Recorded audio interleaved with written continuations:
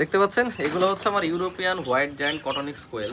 এবং এই কোয়েলগুলোর একটা কমন প্রবলেম আমি দেখতেছি, মানে এইটা আমার কাছে রেগুলার প্রবলেমটা ধরা পড়তেছে। এটা হচ্ছে দেখেন এর মাথার অংশটা, মানে এইখানে এরা এখন ব্রিডিং পেয়ার আর কি। হ্যাঁ, তো এই পেয়ারগুলো যেটা সমস্যা হচ্ছে মেটিংয়ের জন্য ওই যে মেলগুলা এটার নখ দিয়ে ঠোঁট দিয়ে এটার মাথার উপরে চিমটি কেটে ধরে, এবং এত এক্সট্রিমলি ধরে যে এটার মাথা দেখতে পাচ্ছেন এটা তো এখন একটু ভালো হয়েছে, পুরা এর চোখ এখনও দেখা যাচ্ছে, চোখ রক্তাক্ত হয়ে এইদিকে পুরো একদম মানে একটা মেসাকার অবস্থা। শুধু এটা একটা না, এরকম বেশ কয়েকটা এখানে আছে। হ্যাঁ, যেগুলো আমি এরকম হয়েছে, শুধু এই অংশে না, পেছনের দিকেও কিছু অংশ আমি দেখাবো আপনাদেরকে, যদিও বাইকগুলো এখানে রাখছি আমি ট্রিটমেন্ট করার জন্য।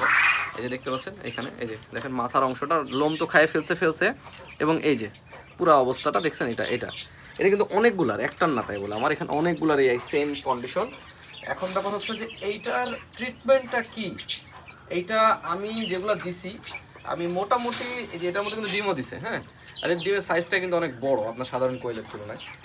আমি যে ট্রিটমেন্টটা দিছি এই ট্রিটমেন্টটাতে মোটামুটি আমি বলতে পারি যে আমি 60%-এর মতো সফল, বাট 40% এখন আনসাকসেসফুল, যে এটা আসলে থামতেছে না, কন্টিনিউ চলতেছে। আচ্ছা, ট্রিটমেন্ট কি দিছি আর কি করতেছে এটা আপনাদেরকে বলে, আজকে সন্ধ্যাবেলা আমি কাজ করতেছিলাম, এখানে শেষ করে ফিনিশিং যাওয়ার সময় পর্দাটা লাগাই হলাম, একটু ভিডিওটা করি।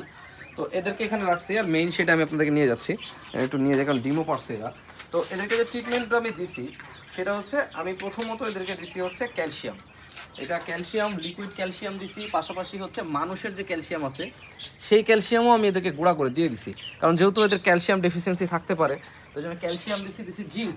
ঠিক আছে, জিঙ্ক দিছি, আর হচ্ছে আপনার মাল্টিভিটামিন হিসেবে এদেরকে দিছি হচ্ছে আমি ডাব্লিউএস, রেনা ডাব্লিউএস, এই ডাব্লিউএসটা দিছি যেন এদেরকে আরও বিভিন্ন রকমের এদের ইয়েগুলো এরা পায় আর কি। হ্যাঁ, তো এটা গেল এক ধরনের ট্রিটমেন্ট। আরেক ধরনের ট্রিটমেন্ট হচ্ছে ওই পাশে আছে, আমি এর যেখানে যে ঘাও হয়েছে সেইখানে আমি এদেরকে যেটা দিছি, আচ্ছা এখানে একটু দেখাই দিই, এদেরকে যেটা দিছি সেটা হচ্ছে যে এই যে হলুদের গুঁড়া আর তেল দিয়ে ওইখানে মাখাই দিতেছি, যাতে ওদের ওই ঘাটাও ভালো হয়ে যায়, মানে যেটা ক্ষত জায়গা সেটাও ভালো হয়ে যায়, আবার হচ্ছে আপনার ওই এরা মানে সুস্থতা হয় এবং ওখানে যেন না ঠুকরি করে। হ্যাঁ, বাট আমি কোয়েল সম্পর্কে একটা জিনিস জানি না, যেটা আপনারা অবশ্যই কমেন্ট করে আমাকে জানাবেন, সেটা হচ্ছে এদেরকে ঠোঁট ছেঁকা দিয়ে দিতে হয় কিনা, মানে ঠোঁট ছেঁকা দিলে সমাধান পাবো কিনা, এটা ছেঁকা দিতে হয় কিনা, বা কীভাবে ছেঁকা দিতে হয়, সাধারণ আয়রন দিয়ে ছেঁকা দিতে পারবো কিনা, যারা কোয়েল সম্পর্কে অভিজ্ঞতা তারা জানাবেন। এই যে ওদের এক্সট্রিম মিটিং দেখেন, মিটিং করার সময় এদের একেবারে মানে ছিঁড়ে নিতেছে, মনে হচ্ছে ছিঁড়ে দিতেছে। আর আমি নিচে হচ্ছে এদেরকে পালার উদ্দেশ্য, এটা লিটারে পালার উদ্দেশ্য এটাই,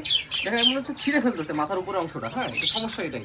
তো আমি এদেরকে মানে এই যে দেখেন প্রত্যেকটার মাথায় দেখেন, এই দেখেন মাথার ওদের সব ইয়ে করে ফেলছে, দেখছেন কি, এর ভিতরে আসেন আমি আরও দেখাচ্ছি। হ্যাঁ, এখন এইখানে আমি এই শুধু যে মাথার প্রবলেম আছে তা না, এই যে পিঠে দেখেন, এই যে নিচে এই পেছনের অংশটাও দেখতে পাচ্ছেন, এই পেছনের অংশটাও সেম, এইটা হচ্ছে প্রবলেম।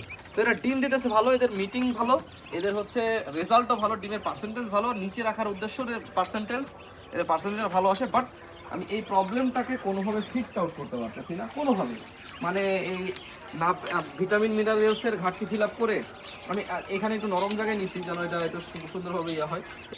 এদের ডিম পাড়ার রেজাল্ট, এদের ওজন, এদের খাবার কস্টিং, অন্যান্য সব কিছু আমার কাছে ভালো লেগেছে, শুধু একটা জিনিস আমি কোনোভাবেই সমাধান করতে পারতেছি না। এই দেখেন কি অবস্থায়, হ্যাঁ পিছনটা দেখতে পাচ্ছেন, এটা আসলে রোগটা কি। হ্যাঁ, এটা যদি আপনারা কেউ ফাইন্ড আউট করে দিতে পারেন আমাকে, কোনো কোয়েল পাখি পালন, আমি যেহেতু কোয়েল একেবারেই নতুন, আমি কোয়েল আগে পালিনি কখনো। হ্যাঁ, তো আপনারা যদি আমাকে কেউ বলতে পারেন তাহলে আমার জন্য একটু সুবিধা হয়, আমি এটাকে নিয়ে আসলে কাজ করতেছি, যেহেতু আমার কাছে অনেকগুলো প্যারেন্টস স্টক আছে, এই প্যারেন্টসগুলোকে আমি এভাবে নষ্ট হয়ে দিতে পারি না।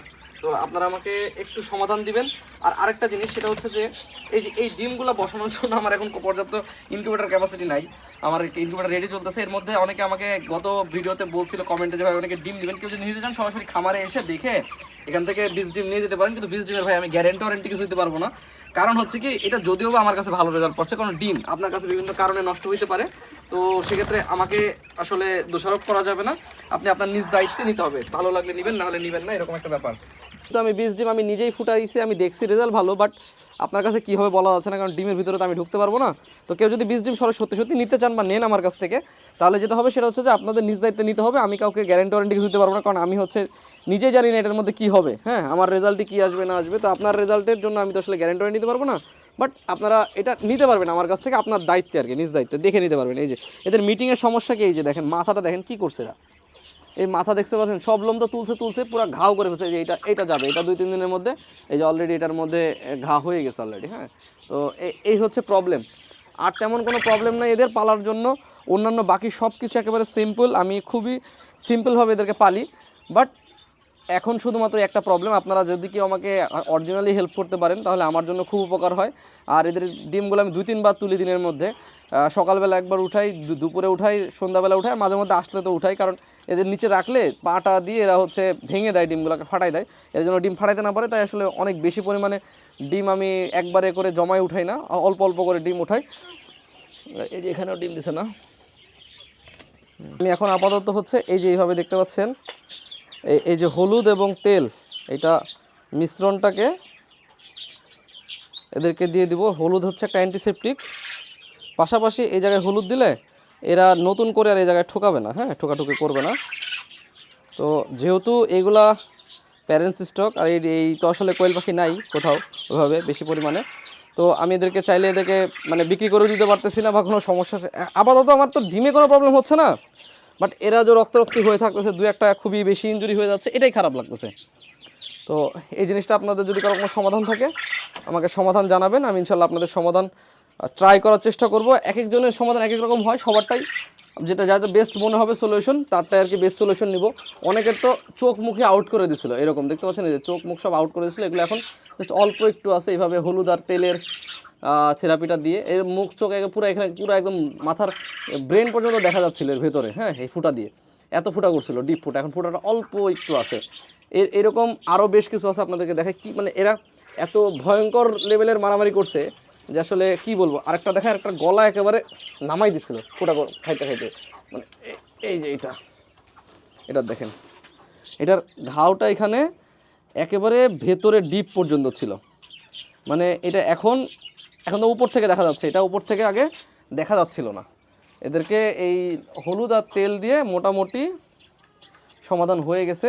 এটার মধ্যে মনে হচ্ছিল পচন ধরে গেছিলো, এরকম একটা কন্ডিশন।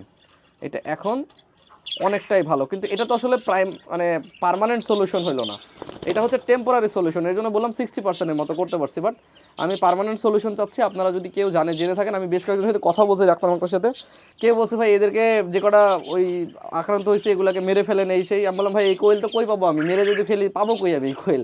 তো আর যদি কারো আসলে আমার কাছে মনে হয় কোনো আমি এমন কোনো রোগ যেটা আমি জানি না হয়তো বা কোয়েলের, যে রোগটার কারণে এটা হচ্ছে, তবে আমি আপনারা যদি কোনো পরামর্শ জানা থাকে আমাকে বলতে পারেন, আমি এটা নিয়ে পরবর্তীতে আবার একটা আপডেট দিব।